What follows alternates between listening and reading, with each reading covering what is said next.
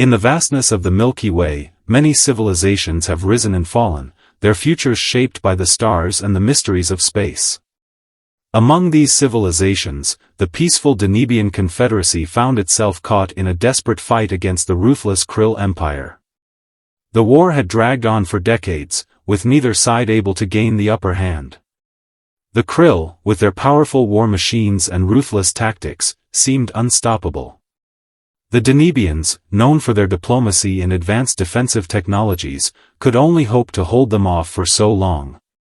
The war had caught the attention of many races, but none more so than the humans from Earth. Humans, having developed interstellar travel just a century ago, had a policy of staying out of galactic conflicts. Their technology was impressive, but their numbers were small, and they preferred to observe rather than get involved in complex galactic politics. That all changed when the Krill, in their thirst for conquest, attacked a human colony on the edge of Denibian space.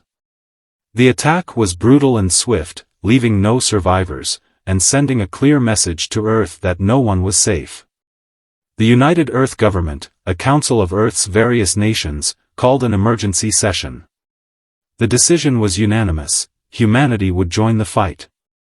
Earth's military mobilized quickly, sending fleets of starships armed with powerful weapons and manned by highly trained crews. Their mission was simple: support the Denibians and push back the Krill. But Earth had a secret weapon, one that would change the course of the war in a matter of hours. Commander John Carter, a battle-hardened officer and veteran of many wars, was put in charge of Earth's forces. His flagship, the USS Valiant, led the fleet into Denibian space. As they neared the battlefield, Carter addressed his crew. "Today, we stand not just as soldiers of Earth, but as defenders of peace and justice," he said. "The Krill think they can conquer and destroy at will. They think we are weak. But soon, they will learn the strength and resolve of humanity." The fleet arrived at the Denibian homeworld, where the Krill had launched a massive attack. Denibian ships were scattered, and their defenses were crumbling under the Krill's relentless assault. Just when it seemed all was lost, the human fleet arrived. The Krill, confident in their victory, were caught off guard. Human ships, with their advanced shields and powerful weapons, tore through the Krill formations with precision. Fighters launched from carriers, swarming Krill ships and disabling their weapons. The battle shifted quickly. Carter directed his forces with brilliant strategy, exploiting every weakness in the Krill lines. Within hours, the once mighty Krill fleet was in chaos, their ships either destroyed or retreating. The Denibians, inspired by the unexpected support, rallied and continued the fight. As the last Krill ships disappeared into hyperspace, Carter received a message from the Denibian High Council. "Commander Carter, you have our deepest thanks," said the Denibian leader, his voice full of relief. "Your help has saved our people and turned the tide of this war." Carter nodded. "We stand together against tyranny. This is just the beginning," he continued. "The Krill will return, and when they do, we will be ready." The Human-Denibian alliance was forged in the heat of battle. Humanity's entry into the war had provided a much-needed victory, showing what could be accomplished when different civilizations worked together. But the war was far from over. The Krill, though weakened, were still a massive threat, and they were preparing for their next move. Reports showed the Krill were amassing a new fleet, bigger and more powerful than before. The Alliance's leadership met aboard the USS Valiant to discuss their next steps. "We need to take the fight to them," Carter said. "Waiting for them to strike again will just give them the advantage." Denibian Counselor Lazar agreed. "Our combined forces have shown we can stand against the Krill. If we can keep them off balance, we can turn the war in our favor." The plan was to strike key Krill targets, hitting their supply lines, and disrupting their communications to weaken them. Human intelligence and Denibian scouts provided the locations of these targets. The first strike, led by Carter, targeted a Krill shipyard that produced their most advanced warships. The operation was a model of precision. Human and Denebian ships arrived, launching torpedoes and energy blasts that destroyed the shipyard's defenses. Special forces teams infiltrated the facility, planting explosives and gathering intelligence.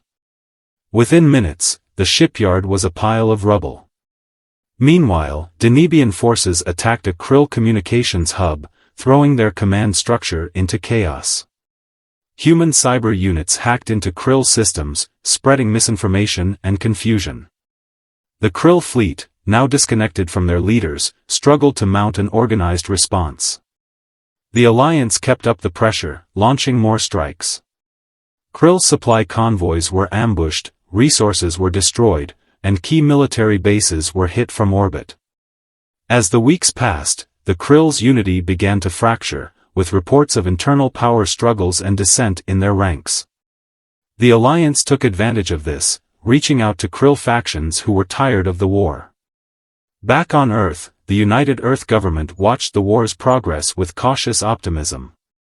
The early victories had lifted morale and solidified support for the war. Earth's industrial base ramped up production, sending reinforcements and supplies to the front lines. However, the Krill weren't done yet.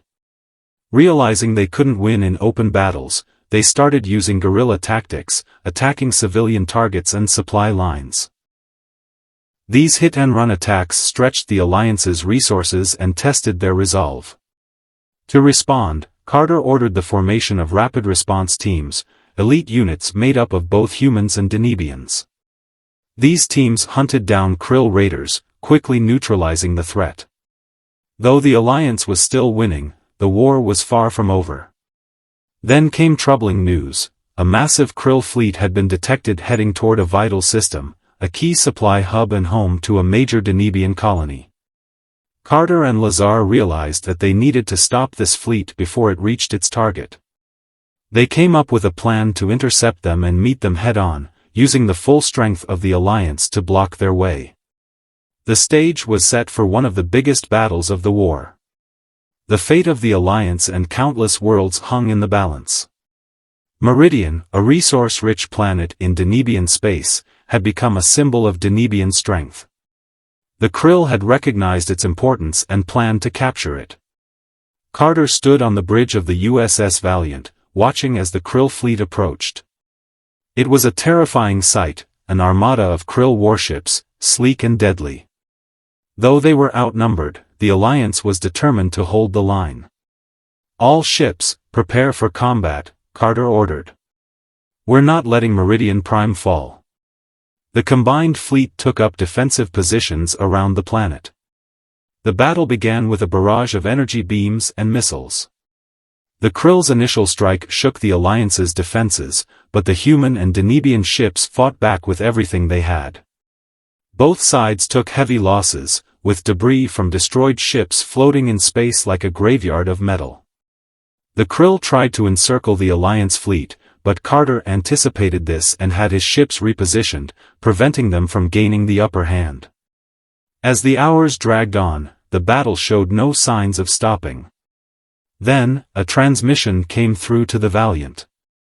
It was a Krill officer who had defected, offering critical information.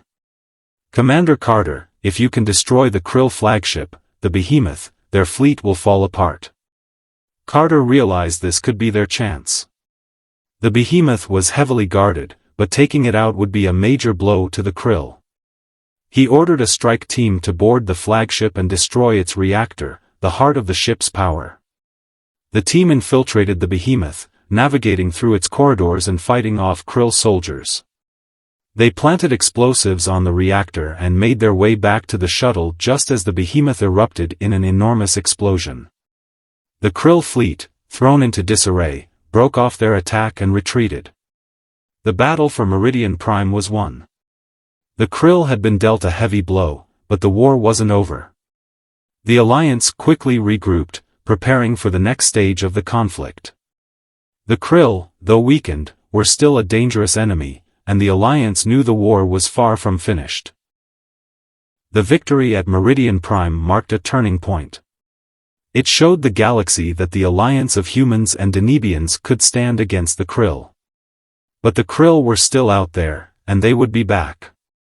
The war was far from over. The galaxy waited, its future uncertain. But one thing was clear, the Alliance's resolve was unbreakable. What is your thoughts on video? Like, comment and subscribe the channel.